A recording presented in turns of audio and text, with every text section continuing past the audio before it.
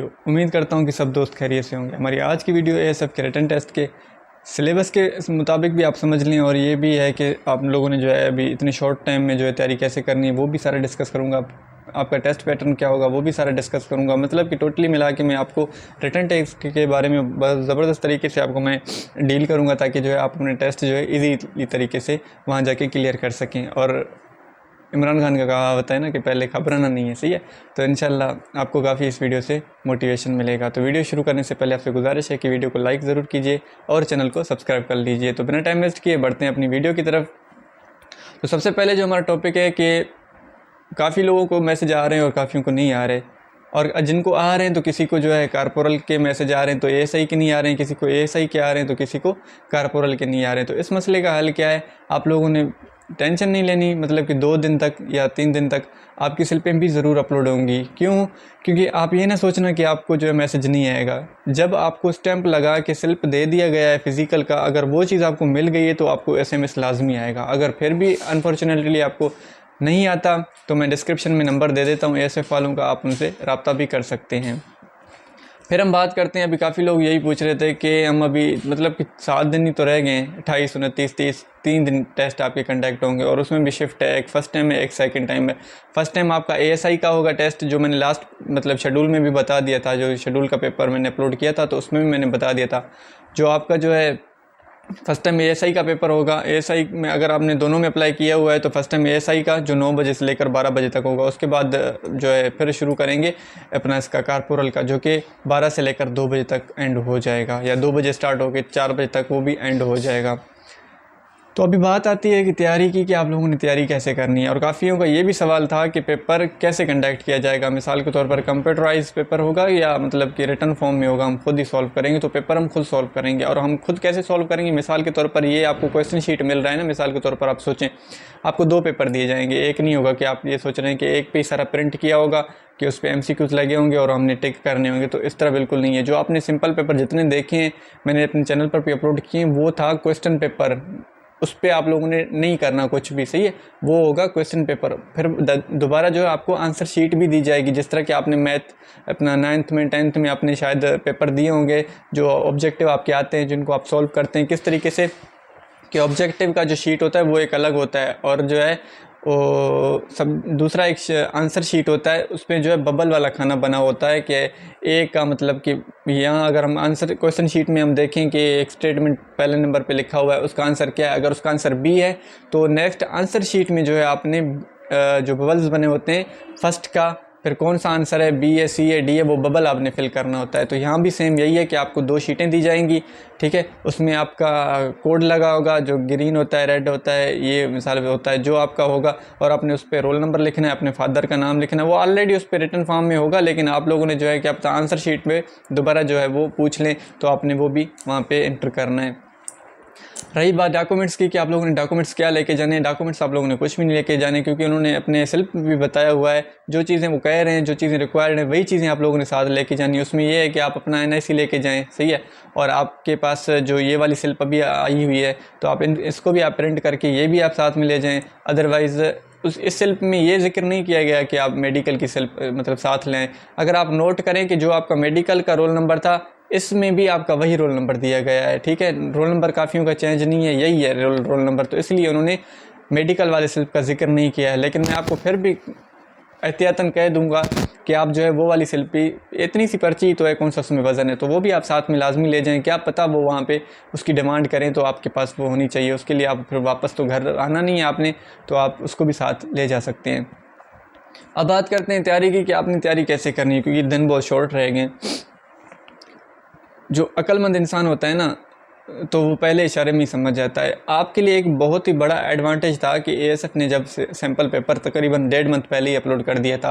ये हमारे लिए एक बहुत बड़ा एडवांटेज था। उसने क्यों अपलोड किया है कि उसने बताया कि आप इससे रिलेटेड तैयारी करें। ये नहीं है कि जो वो अपलोड कर रहा है तो वही वो टेस्ट में देगा, इस तरह तो नहीं है।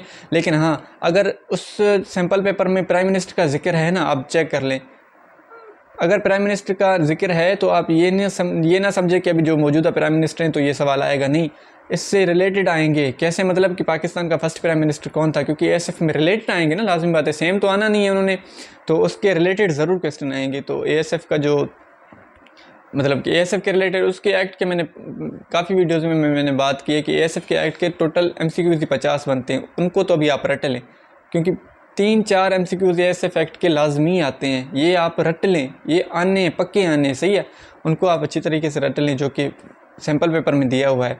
इंग्लिश की प्रैक्टिस होती है, ये रटने वाली बात है नहीं। और इस तरह से आपका जो है एएसएफ का पोर्शन भी कंप्लीट हो जाएगा। उसके बाद हम बात करते हैं कि जनरल नॉलेज में जिस तरह मैंने आपको बताया कि जो रिलेटेड होते हैं, अभी पीएम का जिक्र है तो लाजमी नहीं है कि पीएम वही आएगा, सही है, सीएम का जिक्र है तो लाजमी नहीं है कि सीएम वही जो मौजूदा हैं वही पूछा जाएगा, उससे रिलेटेड, मतलब कि फर्स्ट सीएम कौन थे, सेकंड कौन थे, सेकंड लास्ट कौन थे, इस तरह के, मतलब कि उस चीज़ से रिलेटेड सिंपल वे यही है। पहले तो मैं आपको ये रिकमेंड करूँगा, तो मैंने जो है यूट्यूब पे प्ले लिस्ट में अपनी वीडियोज़ अपलोड करके रखी हुई हैं, एएसएफ की कम से कम 45 वीडियोज़ होंगी, 7 दिन ही रह गए, आप जाके उनको, उसमें सारे पास्ट पेपर का मैंने जिक्र किया है जिसमें पोर्शन बने हुए हैं। इस्लामियात का सारा मैंने कवर कर लिया है, सी है, इस्लामियात के बाद जनरल नॉलेज है, एएसएफ एक्ट है, मैथ है, इंग्लिश है, synonyms, एंटोनियम्स, active voice, passive wise, सारे मैंने डिटेल से, बहुत मतलब कि जितने सिंपल हो सकता है ना, वीडियोस तो आपको यूट्यूब पर हज़ारों मिल जाएंगी, लेकिन एक मेथड भी होता है जो बिल्कुल सिंपल मेथड होता है ना, मैंने बिल्कुल सिंपल मेथड से, ताकि आप लोगों को समझ आ सके। वैसे भी अब तो दिन वैसे भी कम है, अब तो आपके पास टाइम भी नहीं है, अगर आप दिन में कम से कम 3 घंटे भी आप स्टडी को देना, मैं कहता हूँ कि आप टेस्ट ईज़िली आप क्लियर कर जाएंगे। तो इंशाल्लाह मज़ीद आगे भी मैं 2-3 वीडियोज़ अपलोड करता रहूँगा जितने दिन रह गए, तो उसके लिहाज से भी मैं वीडियोज़ मेरी आती रहेंगी इंशाल्लाह। आप तैयारी को जारी रखें, टाइम भी बहुत कम रह गया है, टेंशन तो बिल्कुल भी नहीं लेना आपने। वहाँ जाएंगे, उनका कोई भी सेंटर हो, उनका अमला बड़ा कोऑपरेटिव होता है एएसएफ वालों का, आर्मी वालों की तरह नहीं होता कि आपको कोई डांटे या कोई आपसे बदतमीज़ी करे, इस तरह नहीं होता। उनका अमला बहुत अच्छा होता है, कोऑपरेटिव होता है, हौसला देने वाला होता है माशाल्लाह। आप फ़िज़िकल भी दे के आए हैं, आपको पता होगा कि फ़िज़िकल में आपका कितना ख्याल रखा गया है, तो इंशाल्लाह मैं उम्मीद करता हूँ कि वो रिटन टेस्ट में भी आपका ख्याल रखेंगे। तो आप लोगों ने जो चीटिंग नहीं करनी, चीटिंग वाला जहन बना के ही नहीं जाना है कि मैं वहाँ पे जाके किसी से पूछ लूँगा, ये काम आप लोगों ने नहीं करने। आप खुद को तैयार करके जाएं कि कोई, आप ये सोच के जाएं कि मैं खुद जाके किसी की हेल्प करूँगा, ये ठीक है। आप ये माइंड ना बना के जाएं कि आप जाके किसी और से हेल्प लेंगे, उससे बेहतर है कि अभी टाइम है आपके पास, 7 दिन है। जब वहाँ पेपर आएगा ना, पेपर बहुत ईजी होगा, फिर आपको इतना, मतलब खुद पे खुद आप शर्मिंदा होंगे कि यार इतना ईजी पेपर है, मैं थोड़ा पढ़ लेता तो ये मैं कर सकता। पेपर उनका इतना मुश्किल नहीं होता, आप पास्ट पेपर सारे उठा के देख लें। क्योंकि मैं आपको एक बात बताऊँ ना, वो पेपर बनाते हैं, अगर आप इंटरमीडिएट के बेस पे अप्लाई कर रहे हैं या आप मैट्रिक के बेस पे अप्लाई कर रहे हैं, वो भी एक इदारा चला रहे हैं, कोई सिपाही बैठ के पेपर नहीं बनाता, सही है। कराची में हेडक्वार्टर बना हमारा पेपर बनाता है, वहाँ से हमारा पेपर बनता है। तो वो मतलब कितना इदारा चला रहे हैं, उनको तो पता है कि एक इंटरमीडिएट वाले बच्चे के जहन में कितनी नॉलेज होगी, या एक इंटरमीडिएट वाले लड़के के पास कितना नॉलेज होगा। तो वो हमारे नॉलेज के मुताबिक ही पेपर बनाते हैं, पेपर मुश्किल नहीं होता, वो इतना ही बनाते हैं कि हम जिसको कर सकें, सही है। आप जो है एवरीडे साइंस में जो है आप ये अपना हमारे जो जितने सियारे हैं आप उनको रट लें, लाजमी आते हैं, 2-3 MCQs आए हुए होंगे। ये वीडियो आपको याद रहेगी, जब 30 तारीख आखिरी होगा, सारे टेस्ट दे के 28, 29, 30 वाले आप टेस्टें उठा के फिर ये वीडियो कंपेयर करना कि जो मैं बातें बोल रहा हूँ टेस्ट में वही थे कि नहीं थे। मैं ये नहीं कह रहा कि पेपर मैंने बैठ के बनाया, नहीं, लेकिन इंसान देखे तो इंसान को अंदाज़ा हो जाता है। और मुझे कैसे अंदाज़ा हो रहा है, मुझे किसी ने बताया तो है नहीं ना, मैं भी आप ही की तरह हूँ, इंतज़ार में हूँ कि आएगा, पता नहीं क्या पेपर में आएगा, लेकिन मुझे अंदाज़ा है कि पेपर में क्या आएगा। और मुझे अंदाज़ा क्यों है, क्योंकि मैंने सैम्पल पेपर को बड़े गौर से पढ़ा है।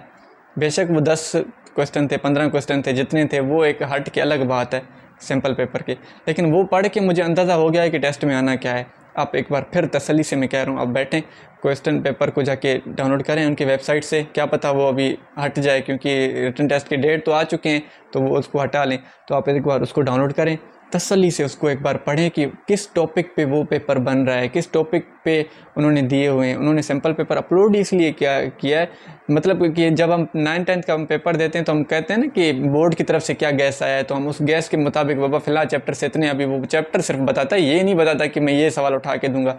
चैप्टर बताता है कि दूसरे चैप्टर से मतलब कि 3 सवाल आएंगे, इस चैप्टर से कुछ नहीं आएगा, उस चैप्टर को हम हाथ ही नहीं लगाते। ये एक तरफ से उनका गैस होता है। अभी सेम एएसएफ वालों ने भी ऐसे गैस दिया हुआ है कि मैं जो है इस तरह पेपर बनाऊंगा। अब सिंपल पेपर को उठा के तरतीब वाइज इंग्लिश में क्या पूछ रहा है, सिनोनिम्स कितने हैं, 2 हैं, 3 हैं, आप थोड़ी, और कौन से टाइप्स के हैं, किस टाइप के बारे में, मतलब कि फूलों के बारे में जो नाम होते हैं, नोनियम्स, एंटोनियम्स, वो पूछ रहा है, ह्यूमन के बारे में पूछ रहा है, कौन सी चीज़ के बारे में पूछ रहा है, आप उस चीज़ों को थोड़ा रिलेटेड जो है थोड़ा स्टडी करके जाएं। जनरल नॉलेज के बारे में, इस्लामियात में किस पोर्शन के बारे में बात कर रहा है, हुज़ूर सल्लल्लाहु अलैहि वसल्लम की लाइफ के बारे में कर रहा है तो आप वो थोड़ा मज़ीद पढ़ के जाएँ। सहाबा कराम की लाइफ के बारे में पूछ रहा है तो आप वो थोड़ा पढ़ के जाएँ। इस्लाम की हिस्ट्री के बारे में थोड़ा पूछ रहा है तो आप वो ज़रा पढ़ के जाएँ। इस्लाम के गज़वात के बारे में पूछ रहा है तो आप थोड़ा उसकी स्टडी आप करके जाएँ, ठीक है। मतलब कि इसकी जो है रिलेटेड जिससे पूछ रहा है ना, आप उनकी तैयारी करके जाएँ। तो इंशाल्लाह उम्मीद करता हूँ कि आपका टेस्ट क्लियर हो जाएगा। टेस्ट मुश्किल नहीं है, मैं बार बार कह रहा हूँ टेस्ट मुश्किल नहीं है, क्योंकि आपने इंटरमीडिएट के बेस पे अप्लाई किया है और कारपोरल वालों ने तो मैट्रिक के बेस पे, तो उनका तो वैसे भी इजी होगा। मैं ये स्पेशल वीडियो ASI वालों के लिए बना रहा हूँ, तो आपका पेपर मुश्किल नहीं होगा। उनको पता है कि एक इंटरमीडिएट वाले लड़के में कितनी उसकी कैपेबिलिटी है, तो टेस्ट को हमने कैसे बनाया ताकि वो हल कर सके। कम से कम आपका 60% या 70% टेस्ट ऐसा होता है जिसको आप हल कर सकते हैं अगर आपकी तैयारी हो। मानता हूँ कि 20% या 15% जो है थोड़ा टफ़ हो, लेकिन उसका खैर है। लेकिन अगर आपने इंटरव्यू के लिए जानना है, अगर आप लोगों ने समझना है कि मुझे इंटरव्यू की कॉल आए या मुझे मैसेज आए या मुझे इंटरव्यू के लिए बुलाया जाए, तो आपको कम से कम 45 नंबर रिटन टेस्ट में लाजमी लेने हैं। मैंने लास्ट वीडियो भी बनाई थी, उस पर भी मैंने बताया था, ना आपका इतना फ़िज़िकल जज किया जाता है, ना आपका इंटरव्यू इतना जज किया जाता है। रिटन टेस्ट आपके लिए बहुत ही ज़्यादा मतलब मैटर रखता है। और यहाँ पे इम्पोर्टेंट बात मैं आपको ये भी बताता चलूँ, रिटन टेस्ट के टाइम आप लोगों ने जो दायरे हैं ना, उनको ज़बरदस्त तरीके से फिल करना है, क्योंकि आपका पेपर कैसे चेक होता है, कोई ह्यूमन बीइंग्स उसको चेक नहीं करता। वो जो है कंप्यूटर पे आपका काउंटिंग होती है, कंप्यूटर आपके पेपर चेक करता है।